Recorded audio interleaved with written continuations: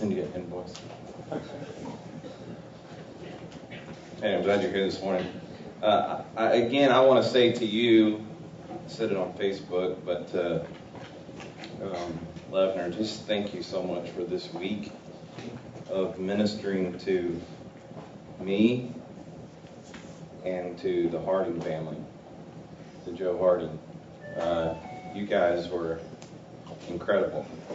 And I think we ate all week on the food that you guys provided from the Monday dinner for the family. I know that our small group on Thursday night enjoyed that as well, so thank you very much. But here's the beauty of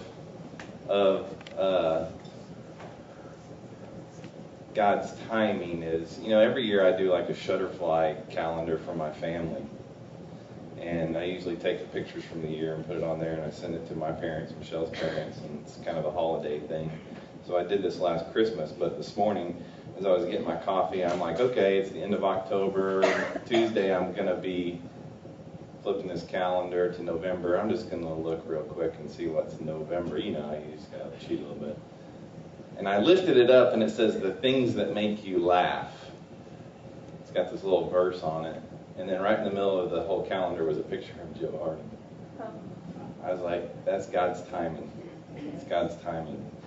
Because Joe was a funny person. In fact, he went on an RV trip one time. I believe it was Charlie that asked him, what the hell is the matter with Joe? And Joe didn't answer him, but the next morning when they woke up, Joe had written out this piece of paper and gave it to Charlie. What's the matter with you, Joe? Joe wrote this down. Number 1, he is old. Number 2, he has no sense of balance. Number 3, he is uncoordinated. Number 4, he can't see in the dark. Number 5, he spent 48 plus years in auto shops and carbon monoxide his brain. What's wrong with Joe? Really. Number 6, he lets his pants fall too low. 7, he has a bad attitude every now and again.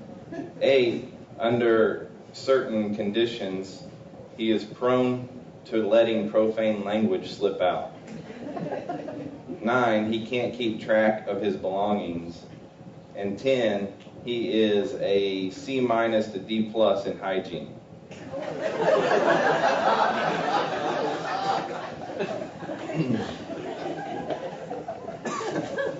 Charlie, come get this. This is yours, man. I want you to keep this. He's kept this in his Bible. He said, no, I want you to have this. No, I'm giving it to you. You want to give it to Big John, you do that. But I'm giving it to you because he's kept that in his Bible for this very moment. And that's just Joe. That's just God's timing. And again, I thank you for being a family, for taking care of a family. And it's a beautiful thing. In fact,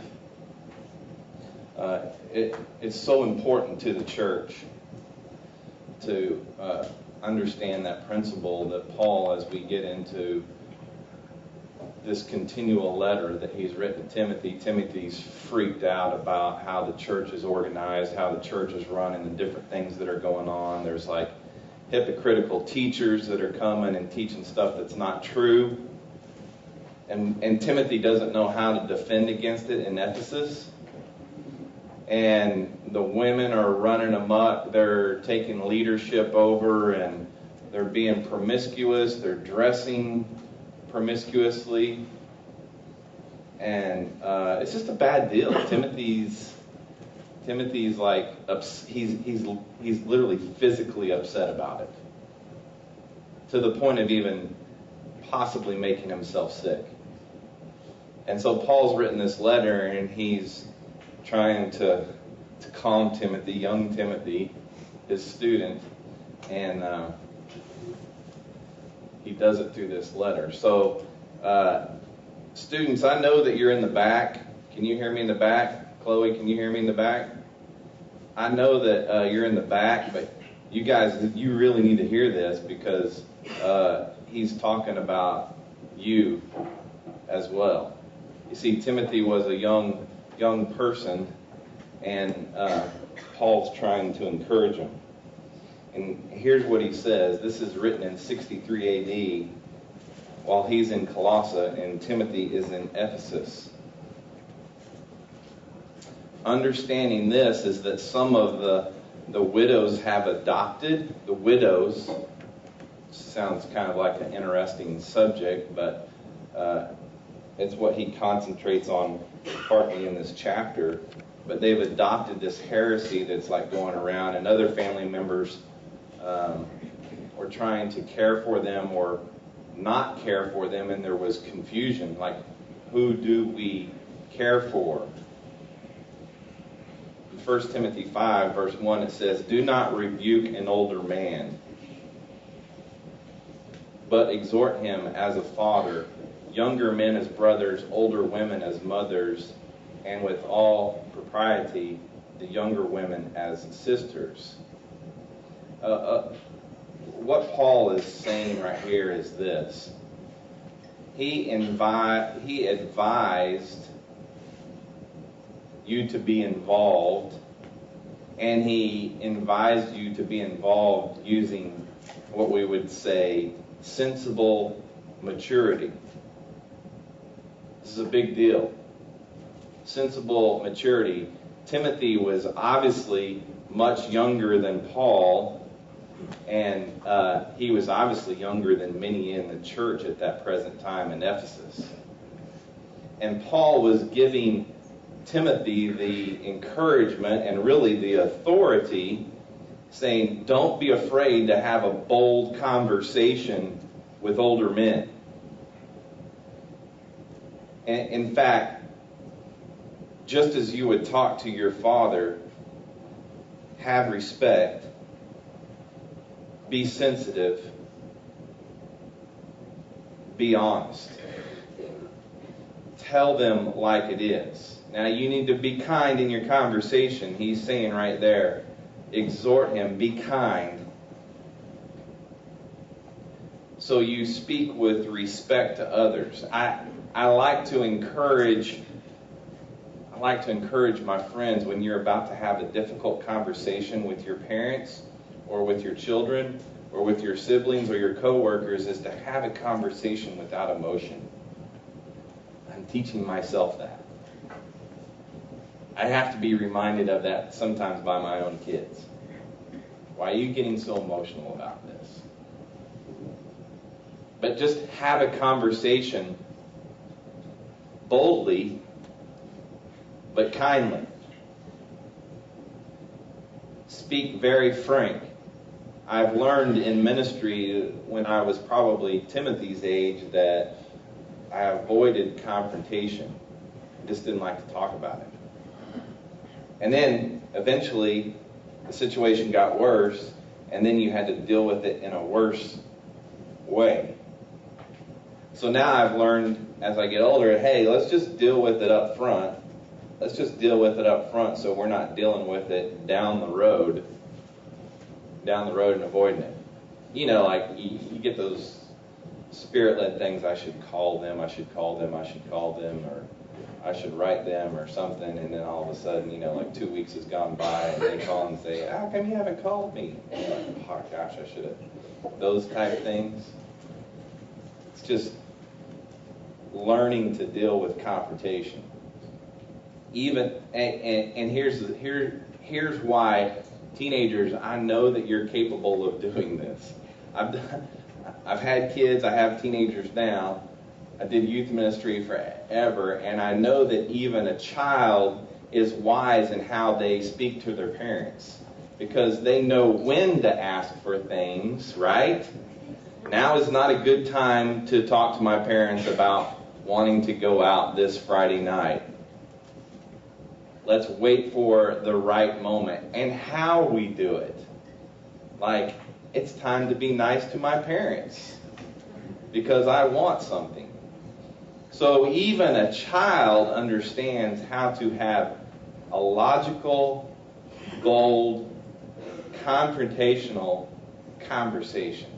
And that's really all that he's encouraging them to do. Look, he's literally saying to these teachers, you're going to run into false teachers, people that are teaching the wrong thing, and you're going to have to deal with it. You're going to have to correct them. You're going to have to rebuke them. You're going to have to but you can do it in a kind, passionate, compassionate way. And then, verse 3, he says, support widows who are genuinely widows. What in the world? Support widows who are genuinely widows. Obviously, a widow is a woman whose husband has died and has no, get this, has no male relative, a father, a brother, or a son to support her. That's what we're talking about right here. That's what a widow is. Now, again, the timing of God's message that we get here, and I know that we have widows in this room. I know that we have a new widow this week. And it's talking about, Paul is saying to Timothy, there's certain ones that you're going to minister to, ones that absolutely need it. So now we have to decide and discern which widows we're going to help and which widows we're not going to help. Yeah, in that time it absolutely needed to be defined. So he begins to make qualifiers about which ones that you should minister to. And as we read further, the ones who displayed the fruit of the Spirit rather than their selfish pleasures. You see, I believe that throughout the Scripture, you can look in Deuteronomy, you can look in Psalm, you can look in Isaiah, you can look in Malachi, that God absolutely, absolutely tells us to care for not only the widows, but the orphans.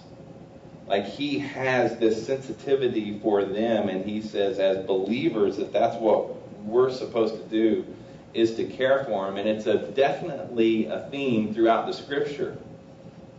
And it was only right that the local church body would show the compassion to these women who were in need. He says in verse 4, but if any widow has children or grandchildren, they must learn to practice godliness toward their own family first, and to repay their parents, for this pleases God. This is why I wanted you to listen back there, because you're going to be doing that real soon with me. He says, look, young ones, this is a Spirit-led act. The Spirit is going to lead you to take care of those who are alone in this world and cannot financially make it, and maybe even need physical help. He says also, this is a repayment for your own raising. The parents have already done this for you, now the cycle comes around and you're going to end up doing it for your parents. I look in this room right here and I go, man, some of us are in the middle of doing both. Raising the kids and taking care of the parents. It's one of those difficult times of life. And then the third thing that he says right here is if you do this, this pleases God. This is absolutely, if God's talking about it through the Old Testament and the New Testament, absolutely it pleases him. Verse 5, it says, the real widow, left all alone, has put her hope in God and continues night and day in her petitions and prayers. However, she who is self-indulgent is dead even while she lives. So now he's just sat here and described the right widow and the wrong widow. Yeah, pretty much. It's not so much about the specific disciplines that one's done as much as it is as living out their true identity. That's really what he's saying, is you need to look about who they are, and whatever they're doing is going to indicate what their identity is. Those living by the Spirit versus those living by the flesh. Honestly, he says, puts her hope in God, continues day and night, petitions, somebody who prays. He's not giving a specific list here. He even describes it more later, but he's talking about what the Spirit does in a person that believes in Jesus Christ as the Son of God. It's just natural for him to do those things. So these are the ones that we're going to take care of. You're not responsible for the ones that are just seeking their own self-pleasure. For those that are living out of their flesh, for those that are self-indulgent. And as I was with a group of people in this room last night, we were talking about it's not our place to judge. It's not our place to judge. Well, I'm finding out in Scripture that there's several places where we as believers have to judge. And this is one of them, and it's based upon who they are as a believer, is that they're acting out of their flesh, acting out of their spirit. He says definitely take care of the ones that are acting out of their spirit. Take care of them, provide for them. They're part of the family.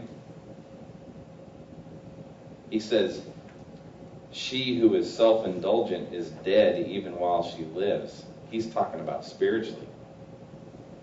Somebody that's like living out of their flesh, indulging themselves, not even alive spiritually. Verse 7, he says, command this also, so they won't be blamed. But if anyone does not provide for his own, that is his own household, he has denied the faith and is worse than an unbeliever.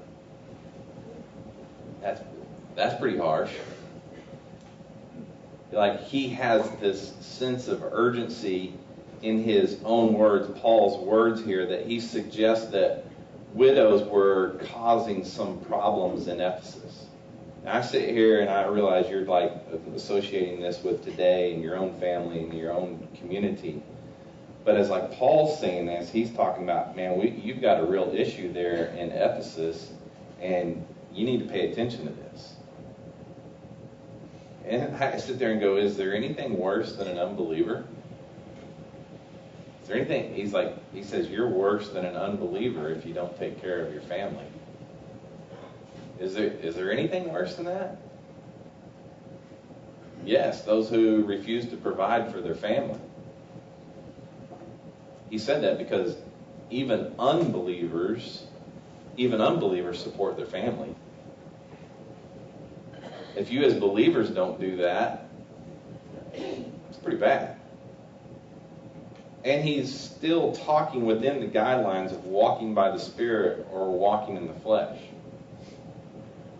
Verse 9, it says, no widow should be placed on the official support list. They had a list of widows. This is a big deal because if you think back in 63 AD, there was all sorts of disease, there was war and everything else, that the men would die early.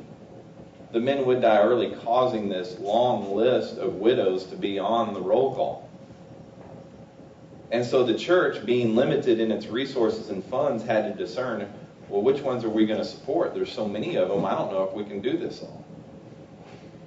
And so Paul gets real specific. Someone that is at least 60 years old, has been the wife of one husband, and is well known for good works. That is, if she has brought up children, shown hospitality, washed the saints' feet, helped the afflicted, and devoted herself to every good work.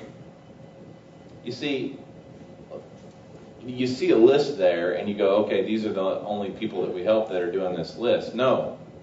That they're known for their good works, such as these things. In other words, these are a result of the fruit of the Spirit. Like the Spirit working in the widow, the fruit produces these different actions. These people are obvious who we're supposed to help. And he chooses 60 years old. Well, that doesn't seem that old today, but back then it was really old.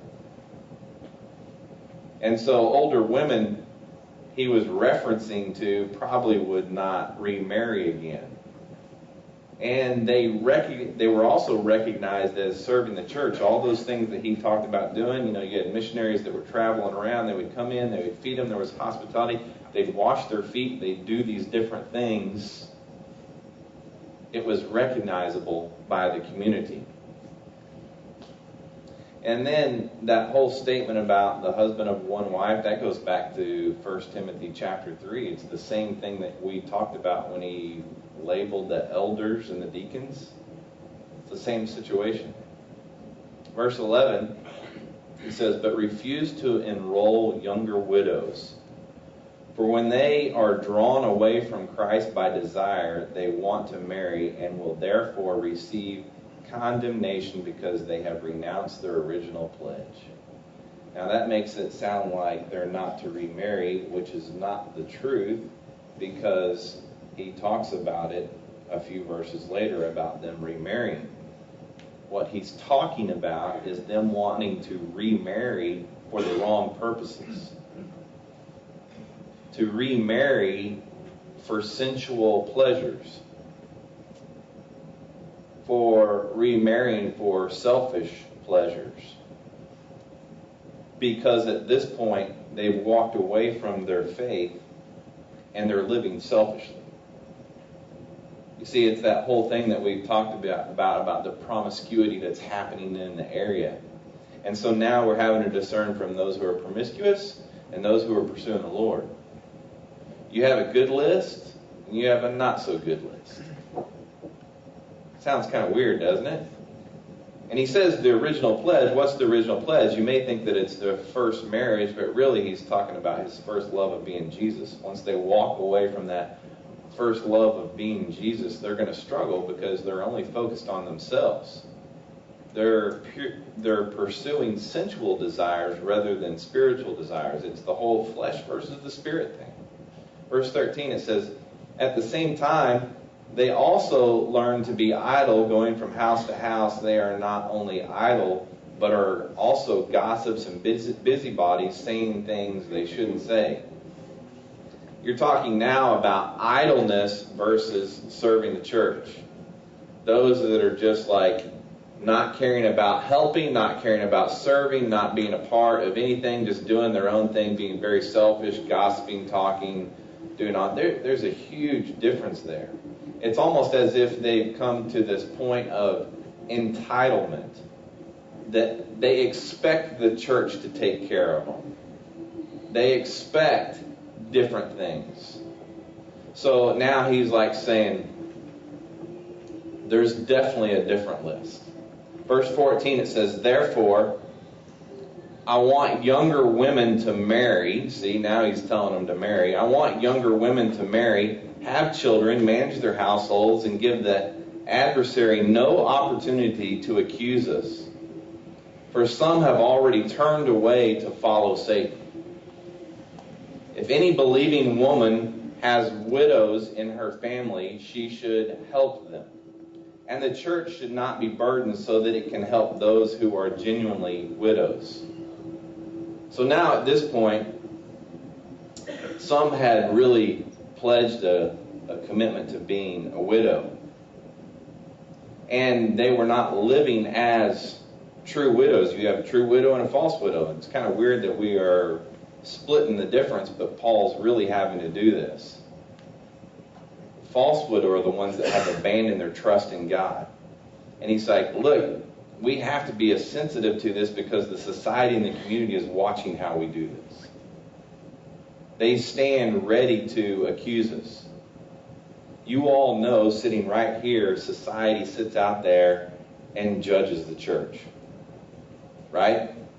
You see that. You can't avoid it. They judge me as a pastor. They judge you as a member of this body. In fact, you do the same thing. You may even go to the point of judging other church bodies. And so he's saying, this judgment comes falsely. A lot of times I will be accused of things just because people feel guilty about their own personal issues. But we have to be aware that this is the case. Verse 17, he says, the elders who are good leaders should be considered worthy of ample honorarium. Like, he's totally changed subject matters at this point. He went from widow, he went from really talking about how you talk to older people and even those that are your same age to widows, and now he's talking about the elders. The elders would be the pastors, the teachers, the people that are in charge of the community. It says the elders who are good leaders should be considered worthy of an ample honorarium. especially those who work hard at preaching and teaching. This is when I talk to you about my salary. No, just kidding.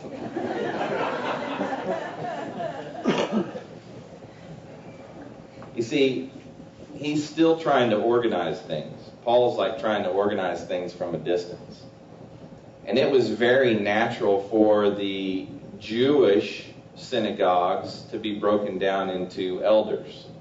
So why wouldn't we do the same thing with the Gentiles? It's an understanding of organization that the Jews understood. Why not have the same thing with the Gentiles? It would be a very natural fit for the churches to adopt this office into their congregational government. So Paul's practice was to use elders in organizing these churches that he found, that he was going around starting all these different churches. He would put elders in charge of this community. He'd work with them for a period of time, a season. Then he'd move on to the next one, and he would leave them behind to teach the gospel and to minister to the people. Not just in Jewish regions, but also in the Gentile territories as well. So Jews would have easily understood this system of organizations, and the Gentiles would have been very comfortable with it. So he talks about an ample honorarium. An ample honorarium, in some translations it says double honorarium. In other words, you go back to the birthright of the firstborn, where the firstborn got more than the second, third, and fourth, and fifth. That's what it's talking about. Now, I don't know. I talked briefly about my situation, just because it's relative to me and to you. But I am supported by our ministry called Levener. I receive a salary. I'm taken care of. Lord has blessed us from the very beginning. We sit here on a Sunday morning and we don't ask for a dime. We don't ask anybody to give. And I'm not boasting in that fact. I'm boasting that the Lord has provided and taken care of us, even though. It's not based upon me. It's not based upon you. It's based upon the Lord's provision. And from day one, we've trusted that the Lord would provide. And not only does he provide for me, but he's provided for many in this room right here. And so I am thankful for that. I think it's interesting. This week, somebody threw up on my Facebook wall this picture. Again, the timing of it all. I don't know if you saw this, but it's kind of funny. When the church looks like this, and you've got this big old stadium church, I don't need to tell you who's at the top there. And the pastor's house looks like this, and it's mansion, and those are for real instances. And it says, 1 in 3 children live in poverty. It's time to tax the churches and the pastors. They put that on my wall, but at the very top, they wrote, fortunately, there are churches like Levener and Rusty Kennedy who should not be taxed. They are truly gifts from God. I appreciate that. That's honorable. That's very honorable.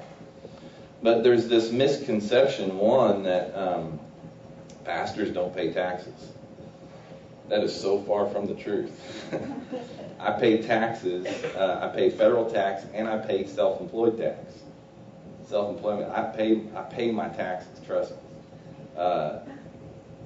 So just the misconception that's out there is this. Now, obviously, the church doesn't pay taxes on different things. We do have an advantage to that as a nonprofit ministry, recognized by the federal government. We do pay payroll taxes and things like that, but and I am the only payroll on the ministry. So it's interesting that this was thrown up there in light of, but here's what I'm saying is, no one really knows what the truth is. No one really knows what goes on inside the church, and so at this point, I say to you, thank you for supporting this ministry, but two, we're trusting the Lord to take care of us. That's it. I'm not asking you for money. I don't need your money. We trust the Lord will take care of us. Verse 18 says, "For the scripture says, do not muzzle an ox while it is treading out the grain, and the worker is worthy of his wages." Notice that last line is red letter.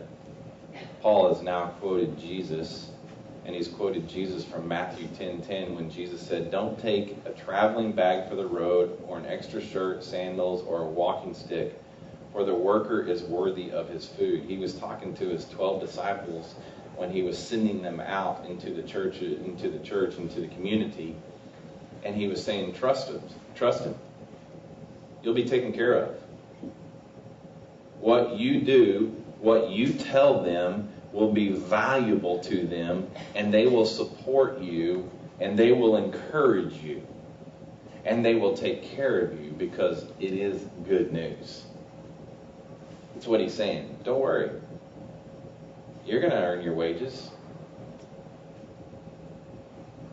Verse 19, he says, "Don't accept an accusation against an elder unless it is supported by 2 or 3 witnesses."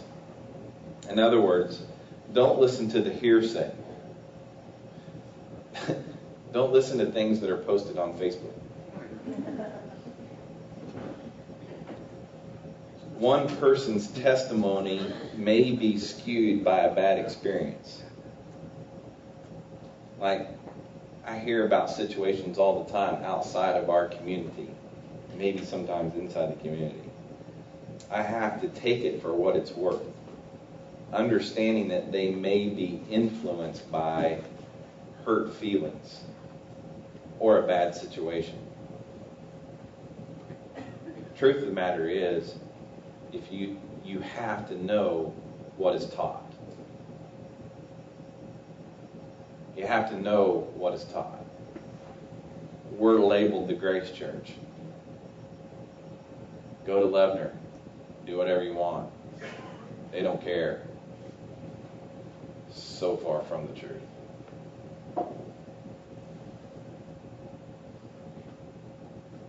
Let's listen to what we teach. I'm pretty sure that we're going to teach from the Word every week. It says, "Publicly rebuke those who sin, so that the rest will also be afraid."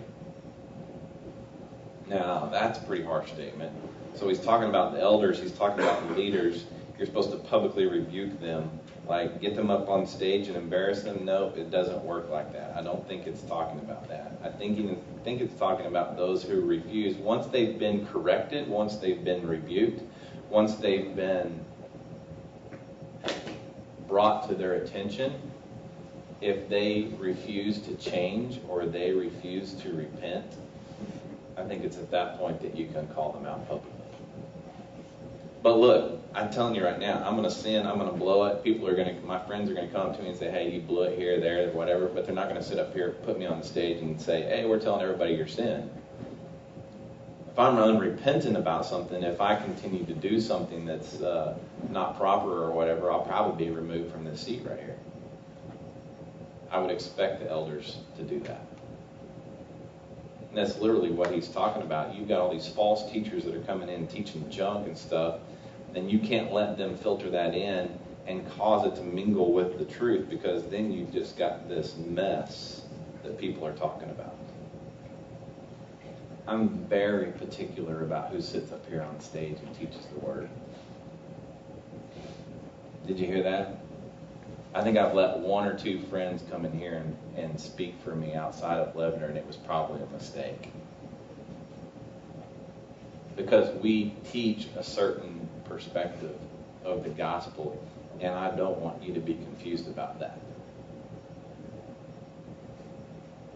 Verse 21, it says, "I solemnly charge you before God and Christ Jesus and the elect angels to observe these things without prejudice, doing nothing out of favoritism." Saying you put the gospel in jeopardy with society if you waver on the truth. Like, you could really mess this thing up. You could make it into something that it's not. You could take the good news and make it mediocre news, which happens all the time. He says, don't be too quick to appoint anyone as an elder, and don't share in the sins of others. Keep yourself pure. He's like, be patient. It's almost like he's saying, Timothy, let it come to you. Let it come to you. You're going to know exactly what you need to do. The Spirit will show you what you need to do. And then verse 23, he says, don't continue drinking only water, but use a little wine because of your stomach and your frequent illnesses. Paul's telling Timothy, it's okay to drink wine for medicinal purposes. It's going to settle your stomach. You're getting so worked up over this whole situation. One, you just need to chill out.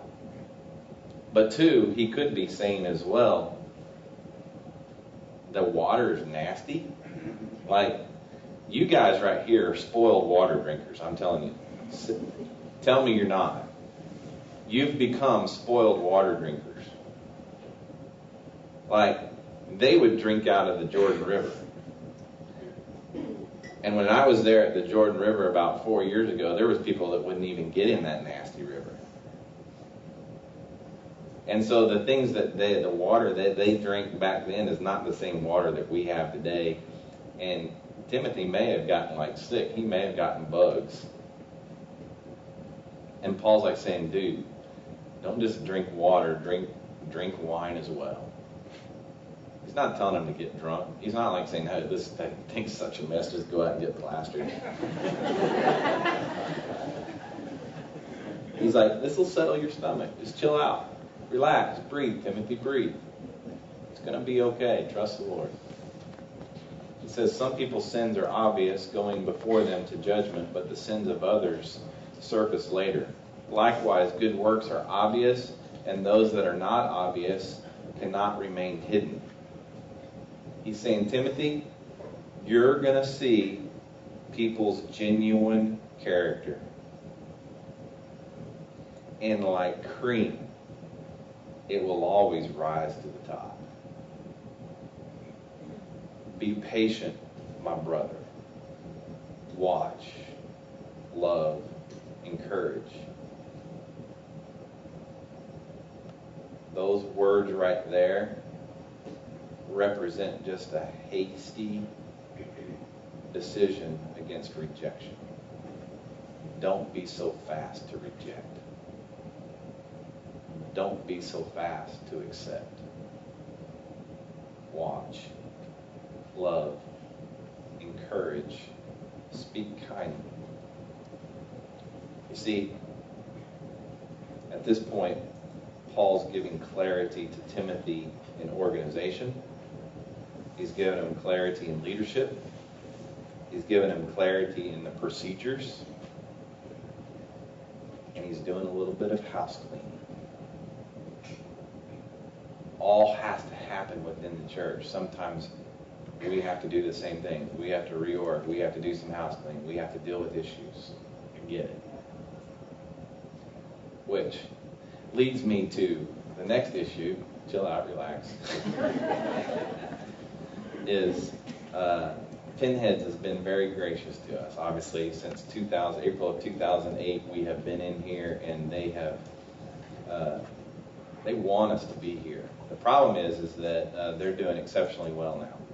Obviously, they've changed things, as Keith mentioned earlier in the prayer time, and now they're in their winter season. They moved from the outdoor season to the indoor season and the Christmas parties and everything else.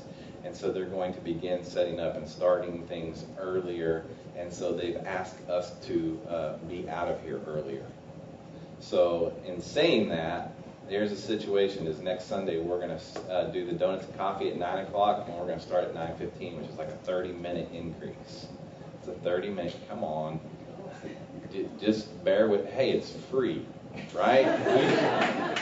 Who's going to argue about 30 minutes when they've been very gracious? So our goal is for us to be out of here by 10:30.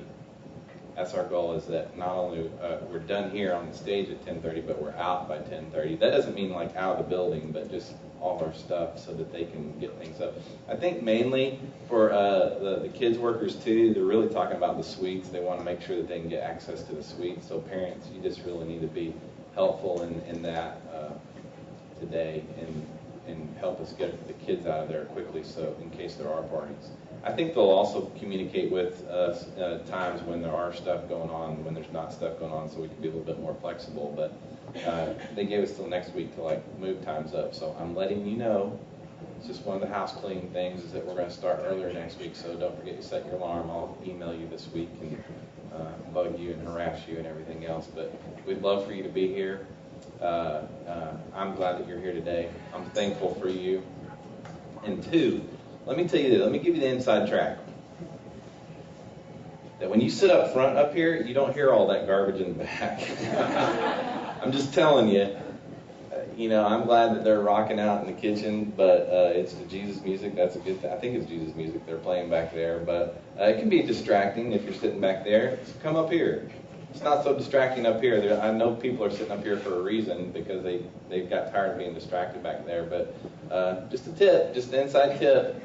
There's plenty of seats up here, so come up here. It's free. It's free. Yeah, that's the deal. Is like I don't really feel like complaining to them because we're not paying for this. It's like, you know what I'm saying? You good? Hey, I love you guys. Thanks for being here. Love on one another, and we'll see you next Sunday.